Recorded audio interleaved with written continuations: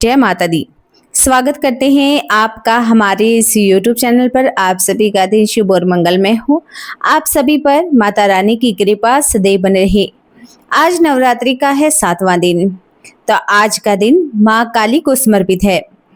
या देवी सर्वभूतेषु माँ काली रात्रि रूपेण संस्थिता नमस्तस्यै नमस्तस्यै नमस्तस्यै नमो नमः।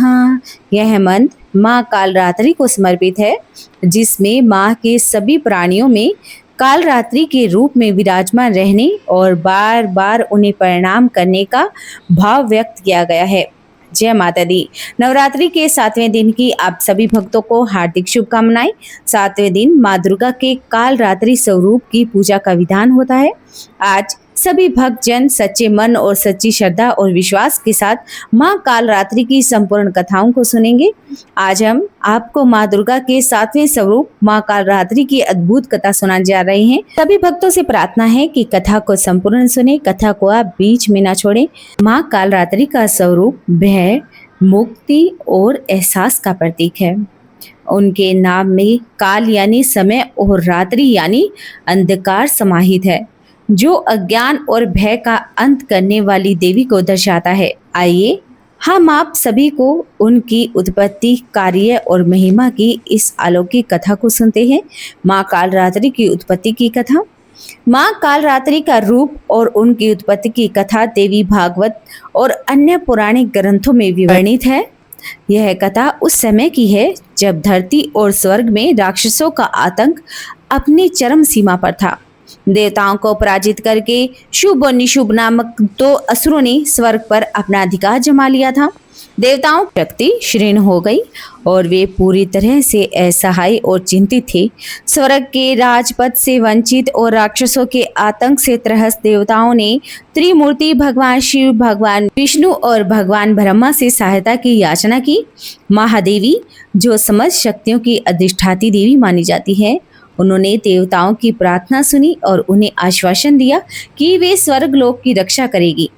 देवताओं की व्याकुलता और विनती ने महादेवी को अपने दिव्य रूप में प्रकट होने के लिए प्रेरित किया। यहीं से माँ कालरात्रि की उत्पत्ति का प्रारंभ हुआ। माँ कालरात्रि का अवतार देवी दुर्गा के क्रोधित और उग्र रूप का प्रतिरूप है। उन्हें काल का प्रतीक माना जाता है, जो अंधकार और भय का नाश करती है। उनका रूप अत्यंत भयंकर और विकराल है। उनके बाल खुले हुए होते हैं और उनकी त्वचा गहरे अंधकार में काले रंग की होती है और उनके नेत्र अग्नि के समान तेजस्वी हैं। उनके हाथों में तलवार और खड्ग रहते हैं, जो उनकी शक्ति और साहस का प्रतीक है। उनके इस विकराल रूप को देखते ही शत्रु भयभीत हो जाता है। महाकाल रात्रि का जन्म विशेष रूप से रक्त बीज नामक असुर का वध करने के लिए हुआ था। रक्त बीज एक अत्यंत शक्तिशाली राक्षस था, जिसने अपने तप से एक अद्वितीय वरदान प्राप्त किया था। इस वरदान के कारण जब भी उसके शरीर से रक्त की एक बूंद जमीन पर गिरती, तो उससे नया रक्त बीज उत्पन्न हो जाता। इसका अर्थ था कि उसे हराना असंभव था, क्योंकि उसकी मृत्यु से पहले ही उसके रक्त से नए रक्त बीज पैदा हो जाते। यही कारण था कि देवता असुरों की इस अपार सेना के सामने असहाय हो गई। देवताओं की सभी शक्तियां, उनके सभी अस्त्र शस्त्र और युद्ध कौशल रक्त बीज के इस वरदान के आगे व्यर्थ हो गए। रक्त बीज हर बार अपनी असंख्या संख्या में बढ़ती सेना के साथ देवताओं पर आक्रमण करता रहा और विजय प्राप्त कर गया। इससे देवताओं को भयंकर कष्ट का सामना करना पड़ा और उन्होंने जब देखा कि रक्त बीज को पराजित करना अब उनके लिए संभव नहीं है, तो उन्होंने महादेवी से प्रार्थना की। महादेवी ने देवताओं की प्रार्थना सुनकर रक्त बीज का अंत करने के लिए माँ कालरात्रि के रूप में अवतार लिया। उनका यह रूप अत्यंत विकराल, शक्तिशाली और क्रोध से परिपूर्ण था। माँ कालरात्रि का यह स्वरूप देखने में जितना भयानक था, उतना ही उनमें अद्वितीय साहस और शक्ति समाहित थी। उनके तेज नेत्र अग्नि के समान थे। उनकी सांसों से प्रचंड वायु बह रही थी और उनके शरीर से शक्ति की अद्भुत तरंगे प्रवाहित हो रही थी। माँ कालरात्रि के इस भयंकर रूप को देखकर रक्त बीज भी विचलित हो गया। उसने पहले कभी ऐसा शक्तिशाली रूप देखा नहीं था। उसकी सेना भी देवी के इस प्रचंड रूप के आगे कांपने लगी। माँ कालरात्रि ने रक्त बीज के सामने आते ही उसे ललकारा और अपने खड़ग से उस पर प्रहार कर दिया। रक्त बीज पर जब खड़ग से घाव हुआ तो उसके शरीर से रक्त की बूंदें धरती पर गिरने लगी, जैसे कि उसे वरदान मिला था। उन बूंदों से तुरंत नए रक्त बीज उत्पन्न हो गए, लेकिन माँ कालरात्रि के इस स्थिति से वह परिचित था। उन्होंने रक्त बीज के रक्त को जमीन पर गिरने से पहले ही रोकने के लिए एक अनोखा उपाय निकाला। जैसे ही रक्त बीज के शरीर से रक्त निकला, माँ कालरात्रि उसे अपनी विशाल जीभ से चाट कर निगल लेती। उन्होंने रक्त बीज की हर एक बूंद को अपने विशाल मुख में समाहित कर लिया, जिससे उसके रक्त से कोई नया रक्त बीज उत्पन्न न हो सके। यह दृश्य तो अत्यंत भयानक था, लेकिन यह रक्त बीज के अंत का एकमात्र उपाय भी था। माँ कालरात्रि के इस विकराल रूप और उनकी असीम शक्ति के आगे रक्त बीज कमजोर पड़ने लगा और उसकी हर चाल नाकाम हो गई। हर बार जब वह माँ कालरात्रि पर प्रहार करता तो देवी उस पर और भी प्रचंड रूप से हमला करती। अतः माँ कालरात्रि ने रक्त बीज का पूर्ण रूप से संहार कर दिया। उन्होंने रक्त बीज की समस्त शक्तियों को निगल लिया और उसके अंत के साथ ही देवताओं की विजय हो गई। माँ कालरात्रि के इस स्वरूप ने यह सिद्ध कर दिया कि चाहे कितनी भी बड़ी विपत्ति क्यों ना हो, यदि साहस और दृढ़ संकल्प के साथ उसका सामना किया जाए तो उसे हराया जा सकता है। माँ कालरात्रि के विकराल और भयंकर रूप ने भय का नाश किया और देवताओं को उनके खोए हुए स्वर्गलोक को वापस दिलाने में सहायता की। रक्त बीज का अंत करने के बाद माँ कालरात्रि का क्रोध शांत हो गया और उनका यह अवतार केवल रक्त बीज के विनाश के लिए था, लेकिन उन्होंने अपने साहस और शक्ति से संपूर्ण संसार को यह संदेश भी दिया कि भले ही शत्रु कितना भी शक्तिशाली क्यों ना हो, सत्य और न्याय की रक्षा के लिए अधर्म का नाश ही होता है। माँ कालरात्रि का यह रूप आज भी हमें भय, मुक्ति, साहस और शक्ति का प्रतीक दिखाता है। उनकी पूजा करने से भक्तों के जीवन में सभी प्रकार के भय और संकट दूर हो जाते हैं। उनका यह विकराल रूप हमें शिक्षा देता है कि कठिनाई का सामना करने के लिए हमें अपने भीतर की शक्ति को पहचानना और उसका उपयोग करना आवश्यक होता है। माँ कालरात्रि की कृपा से हम हर प्रकार के भय और अवरोध का पार कर सकते हैं, क्योंकि उनका यह स्वरूप हमें असीम साहस और शक्ति प्रदान करता है। इस प्रकार माँ कालरात्रि की उत्पत्ति और उनकी विजय की यह कथा त्याग और अनूठी शक्ति की यह मिसाल थी। माँ कालरात्रि का स्वरूप अत्यंत विकराल और भयावह है, जो शक्तियों को भयभीत करने के लिए है, परंतु अपने भक्तों के लिए यह स्वरूप करुणा और सुरक्षा का प्रतीक है। और उनके स्वरूप का वर्णन इस प्रकार है। चार भुजा अर्थात माँ कालरात्रि की चार भुजा हैं। उनके दो हाथ में खड़ग हैं और लोहों के अस्त्र शस्त्र हैं, जो शत्रुओं का विनाश का प्रतीक है। अन्य दो हाथ आशीर्वाद और अभय मुद्रा में रहते हैं, जो उनके भक्तों को सुरक्षा और साहस प्रदान करते हैं। माँ कालरात्रि की देह का रंग काला है, जो अज्ञान और अंधकार का नाश करने का संकेत है। उनका यह रूप संसार की सभी बुराइयों और नकारात्मक ऊर्जा को समाप्त करता है। विकराल मुख और ज्वाला, माँ के मुख से अग्नि की ज्वाला प्रकट होती है और उनका रूप इतना भयंकर होता है कि बुराई समय ही नष्ट हो जाती है। उनके बाल खुले और बिखरे हुए हैं, जो उनके क्रोध और शक्ति का प्रतीक है। माँ कालरात्रि का वाहन गधा है, जो उनके त्याग और पराक्रम का प्रतीक है। यह वाहन दर्शाता है कि माँ कालरात्रि ने सभी भौतिक वस्तुओं का त्याग कर केवल धर्म की रक्षा और शत्रुओं का संहार करने के लिए रूप धारण किया। माँ कालरात्रि का प्रमुख कार्य राक्षसों और बुराइयों का नाश करना था। उनका यह कार्य विशेष रूप से रक्त बीज के वध करने के लिए लिया गया था। उन्होंने केवल रक्त बीज का ही नहीं, बल्कि शुभ और निशुभ जैसे दैत्यों का भी संहार किया और संसार में शांति की स्थापना की। रक्त बीज का वध करना असंभव सा हो गया था, क्योंकि उनका खून गिरते ही उनसे नए रक्त बीज उत्पन्न हो जाते।